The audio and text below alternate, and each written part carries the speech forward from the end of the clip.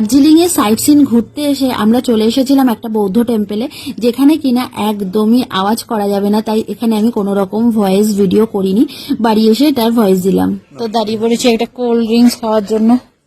ঠান্ডা জায়গাতে এসেও আমার কোল্ড ড্রিঙ্কস খেতে লাগছে, আর একটু ভালো লাগে, মানে আমার এই ঠান্ডা ঠান্ডা একটু কোল্ড ড্রিঙ্কস খাবো।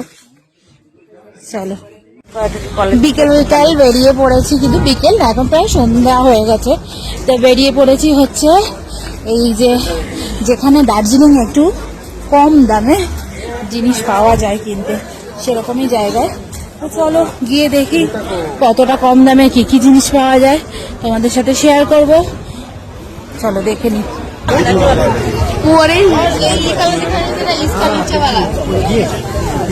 কত করে এইগুলো?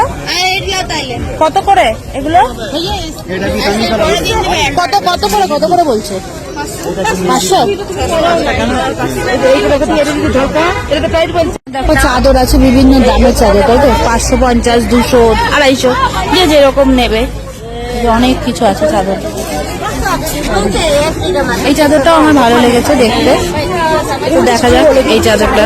দেখো এখান থেকে আমি চাদর নিয়ে নিলাম, তো দেখ চাদরগুলো নিলাম, খুব ভালো লাগলো এখানে চাদরের কালেকশন।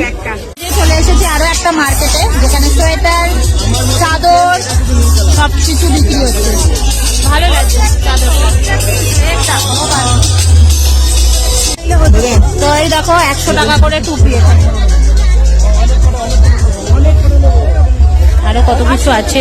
দেখো ম্যাল রোড না, এটা ভেতরের জায়গা, যেখানে মানে সব একটু কম দামে পাওয়া যায়, সেরকমই এখানটায় কত রকমের ড্রাই ফ্রুট আছে, কত কিছু ড্রাই ফ্রুট।